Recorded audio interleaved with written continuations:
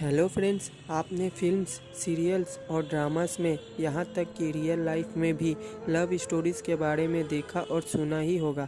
लेकिन आपको तो ये पता ही होगा कि सभी लव स्टोरीज़ सक्सेसफुल नहीं होते और एंड में हार्ट ब्रेक हो जाता है।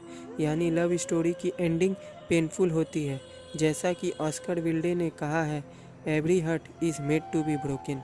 लेकिन क्या आपने कभी ये सोचा है कि हार्ट ब्रेक का हमारे शरीर में क्या असर पड़ता है? इससे हमारे माइंड, बॉडी और सोल में क्या इफ़ेक्ट पड़ता है, या फिर ये सिर्फ एक काल्पनिक चीज़ है? तो दोस्तों, इस वीडियो में हम आज हार्ट ब्रेक से हुए इमोशनल पेन और तड़प के बारे में जानेंगे और इससे कैसे कम किया जाए ये भी सीखेंगे। और अगर आपका कभी हार्ट ब्रेक हुआ है तो ये वीडियो आपका दर्द कम कर सकती है और आपको फिर से नॉर्मल लाइफ जीने में मदद कर सकती है। एक शायर अपना दर्द बयान करते हुए ऐसा कहता है, कौन कहता है नेचर और सिग्नेचर कभी नहीं बदलता।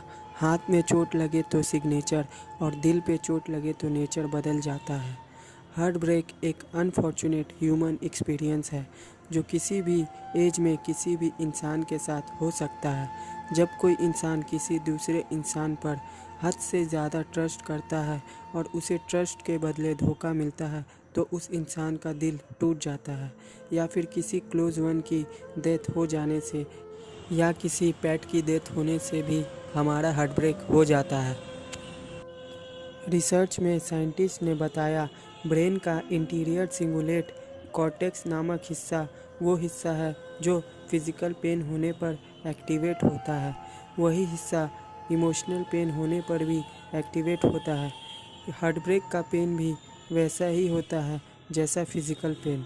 मतलब ऐसा लगता है जैसा कि दिल में ही किसी ने छुरा घुसा दिया हो। लेकिन साइंटिफिकली हार्ट ब्रेक हमारे शरीर में कैसे इफ़ेक्ट करता है?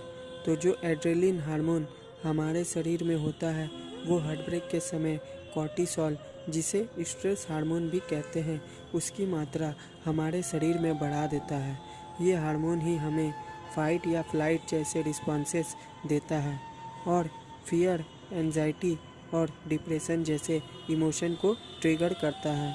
और हार्ट ब्रेक के समय सीरोटोनिन, डोपामिन, न्यूरोपाइनफ्राइन और गाबा जैसे हार्मोन का बैलेंस बिगड़ जाता है जो हमारे मूड की कंट्रोल और रेगुलेट करता है। न्यूयॉर्क के न्यूरोलॉजिस्ट काई विंस ने रिलेशनशिप में हुए हार्ट ब्रेक लोगों के ब्रेन का जब स्कैन किया तो उनको पता लगा कि हार्ट ब्रेक के बाद लोग जो सिम्टम्स विड्रॉ करते हैं वो सिम्टम्स लोग धूम्रपान या कोकेन ड्रग्स छोड़ने के बाद भी करते हैं। ड्रग्स, कोकेन कंज्यूम करने से ये पता तो चलता है कि इसका मुझ पे कितना बुरा असर पड़ेगा, लेकिन रिलेशनशिप में रहने के बाद ये पता नहीं चलता कि इसका अंत कितना बुरा हो सकता है। इसलिए अगर आपको कोई फिज़िकल चोट लगती है तो आप उसे दवाई लगा के ठीक कर सकते हो, लेकिन इमोशनल चोट में आप कोई दवाई या बैंडेड नहीं लगा सकते। इससे लोगों के एंजाइटी, डिप्रेशन, लो प्रोडक्टिविटी, लो आईक्यू या फिर नींद का ना आना भी हो सकता है। एक प्यार में टूटा इंसान ये कहता है कि तुम नींद में शोर होने से उठ जाते हो, लेकिन मुझे उसकी खामोशी भी सोने नहीं देती। इसलिए ये बहुत बड़ी समस्या है। हमारा कल्चर वेस्टर्न कल्चर से अलग है। हम रिलेशनशिप की वैल्यू ज़्यादा करते हैं और रिलेशनशिप में अटैच बहुत जल्दी हो जाते हैं। और हमने अपनी मम्मी पापा में हार्ट ब्रेक को नहीं देखा है, क्योंकि उस जनरेशन में ज़्यादातर अरेंज मैरिजेस हुआ करते थे जो लंबे समय तक टिकते थे। इसलिए इंडियंस के जीन एक स्पेशल सीरोटोनिन ट्रांसपोर्टर जीन का वेरिएंट है जो हमें रिजेक्शन, डिसअप्रूवल, क्रिटिसिज्म झेलने की क्षमता कम देता है। इसलिए रिजेक्शन से हुआ हार्ट ब्रेक हमें पेन झेलने की क्षमता वेस्टर्न लोगों से कम देता है। लेकिन अभी के जनरेशन में हार्ट ब्रेक का रेशियो ज़्यादा हो रहा है। रोमांटिक रिलेशनशिप की वजह से हार्ट ब्रेक होना आज ज़्यादा हो रहा है। इंडिया में हर साल 20,000 लोग हार्ट ब्रेक की वजह से सुसाइड तक कर लेते हैं और जो लोग नहीं कर पाते उनकी लाइफ आउट ऑफ कंट्रोल और मिजरेबल हो जाती है। और वो लोग मीनिंगलेस रिलेशनशिप, क्राइम, सभी से नफ़रत, एम्प्टीनेस और आइसोलेशन तक में चले जाते हैं। हर इंसान अपने एक्शन से आइदर मेक और ब्रेक होता है, लेकिन ब्रेकअप की रियलिटी को समझना और एक्सेप्ट करना ही समझदारी है कि हाँ, ऐसा मेरे साथ हुआ है और ऐसा सबके साथ होता है। उसे पर्सनली लेने की ज़रूरत नहीं है। और कोई इंसान इसे पर्सनली कब लेगा? जब उसे किसी दूसरे इंसान से बहुत ज़्यादा लगाव होगा और वो इंसान उस इंसान को ही अपनी खुशी मानता होगा और उसी में अपनी ज़िंदगी को ढूंढता होगा। इसलिए लाइफ में एक पर्पस होना ज़रूरी है और लोग आपके लाइफ में आते जाते रहेंगे और लोग आपकी मंजिल नहीं हैं।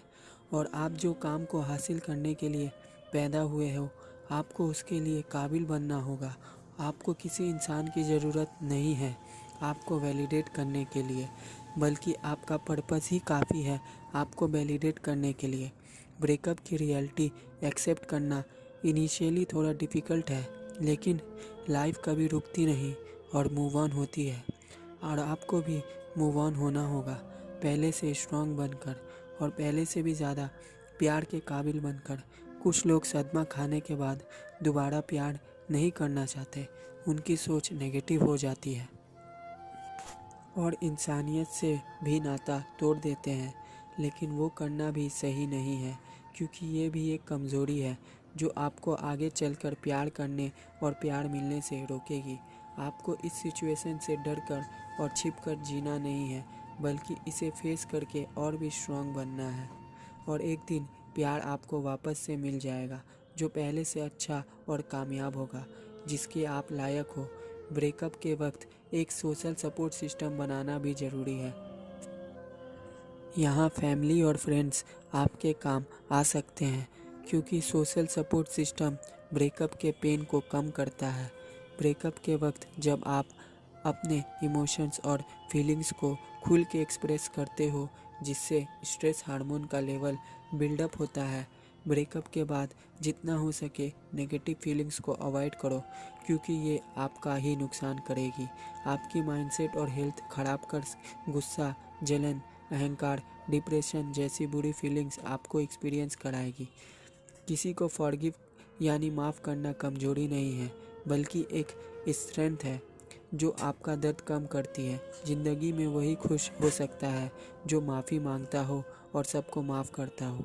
याद रखिए, ये एक जंग है जिसे आपको एक अपॉर्चुनिटी में कन्वर्ट करना होगा। अपने आप को स्ट्रांग बनाने के लिए आपको अपने आप को कुछ बनाना है।